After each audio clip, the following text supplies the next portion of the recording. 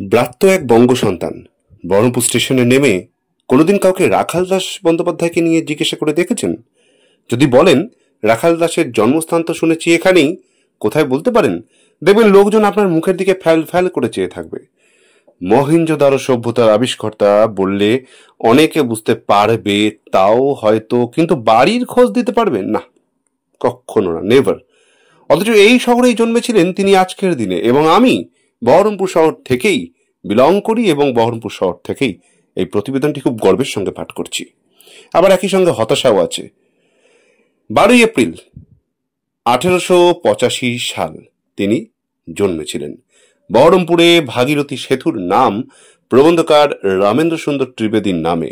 মুর্শিদাবাদের আরেক গর্ব, যদিও তিনি খাস বহরমপুরের লোক নন। তার জন্ম কান্দি মহকুমার জেমো গ্রামে। সেখানে ভূমিপুত্র রাখাল দাসকে নিয়ে এক অদ্ভুত উপেক্ষা তার শহরে। সারা শহর ঘুরে একটা স্ট্যাচু চোখে পড়ে না, নেই কোনো রাস্তার নাম। রাখাল দাসের মহেঞ্জোদারো আবিষ্কারের কৃতিত্ব চুরি করেছিলেন সে আমলের ব্রিটিশ বিশিষ্ট প্রত্নতত্ত্ববিদ জন মার্শাল, এমন অভিযোগ রয়েছে। রাখাল দাসকে নিয়ে সাম্প্রতিক বই Rakhal Das Banerji the forgotten archaeologist, এইতে এমনই অভিযোগ লেখক পি.কে. মিশ্র করেছেন। মার্শাল ছিলেন ওই সময়ে আর্কিওলজিক্যাল সার্ভে অফ ইন্ডিয়ার জাঁদরেল ডিরেক্টর জেনারেল। 9 বছর ক্ষমতায় ছিলেন তিনি দাবি করতে থাকেন আবিষ্কার তার, অথচ 1918 থেকে 1922 ওখানে পড়ে থাকতেন রাখাল দাস। মার্শাল 1924 সালের মে মাসের আগে জায়গাটা নিয়ে কিছুই জানতেন না। ওখানে প্রথম যান 1925 সালের ফেব্রুয়ারিতে। ততক্ষণে রাখাল দাসের সব কাজ ছাড়া। তিনি প্রথম রিপোর্ট দেন 1920 সালে। সব চেপে রাখা হয়। 1922 সালে সেই রিপোর্ট নিজের নামে চালিয়ে দেন তার বস মার্শাল। আমাদের বাপ দাদারাও সবাই ছোটবেলায় পড়েছেন মহেঞ্জোদারোর আবিষ্কার করেছিলেন রাখাল দাস বন্দ্যোপাধ্যায়, অথচ বহির্বিশ্বে মার্শালের নামই এখনো চালু আছে, বিশ্বাস করুন। ছানাবড়ার পেটেন্ট নেওয়ার জন্য যে শহরে এত আকুতি মিনতি, সেখানে রাখাল দাস ব্যানার্জির এত বড় স্বীকৃতির জন্য দাবি ওঠে না কেন? এটাই প্রশ্ন। অবশ্য প্রশ্ন তুলবেন কারা?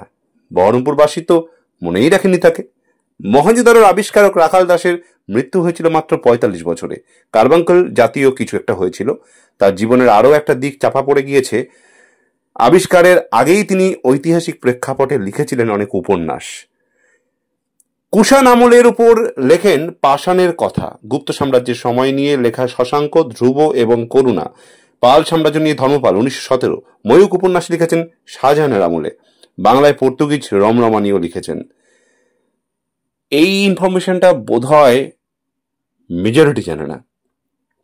বাংলা ঐতিহাসিক উপন্যাসের অন্যতম শরিক তিনি। মহেঞ্জোদারো আবিষ্কারের পরও নাদির শাহ বা ফারুকশিয়ারের আমল নিয়ে 2 বই তিনি লিখেছেন। মাঝে অবশ্য ফিরে যান অন্যরকম লেখালেখিতে। জন্মভূমিতেই ব্রাত্য রয়ে গেলেন মহেঞ্জোদারোর বাঙালি আবিষ্কারক। তাকে এই চ্যানেলের তরফ থেকে জানাই আন্তরিক প্রণাম ও শ্রদ্ধা। সেই সঙ্গে কলমে স্বপন সেন, তাকে জানাই আমার প্রণাম, আন্তরিক ধন্যবাদ। ফেসবুকের এক যে ছিল নেতা পেজটি, যাদের কাছ থেকে আমি এই প্রতিবেদনটি পেয়েছি, আমি তাদের লেখা থেকেই আমি এটি পাঠ করেছি, তাদেরকে জানাই আমার অনেক ধন্যবাদ। সেই সঙ্গে আপনাদেরও জানাই অনেক অনেক ধন্যবাদ এতক্ষণ ধরে ভিডিওটিকে মনোযোগ সহকারে শোনার জন্য। ভিডিওটিকে ভালো লাগলে, নতুনত্ব লাগলে, ইনফরমেটিভ ভিডিও বলে মনে হলে ভিডিওটিকে লাইক, কমেন্ট, শেয়ার বরাবরের মতো করে দেবেন। আর প্লিজ চ্যানেলটি সাবস্ক্রাইব করতে ভুলবেন না। নমস্কার, খুব ভালো থাকবেন। কালকে আবার প্রতিদিনের মতো রেগুলারলি, একদিনও মিস হয় না জানেন তো, রেগুলারলি আবার আরেকটা কালকে নতুন ধরনের ভিডিও নিয়ে চলে আসবো, কোনো একটা ইনফরমেটিভ ভিডিও নিয়ে চলে আসবো আপনাদেরকে কিছু জানাতে, কিছু শেয়ার করতে আপনাদের সঙ্গে, এবং সবটাই মনোরঞ্জনের উদ্দেশ্যে। ততক্ষণ সঙ্গে থাকুন, এই চ্যানেলের সঙ্গে থাকুন।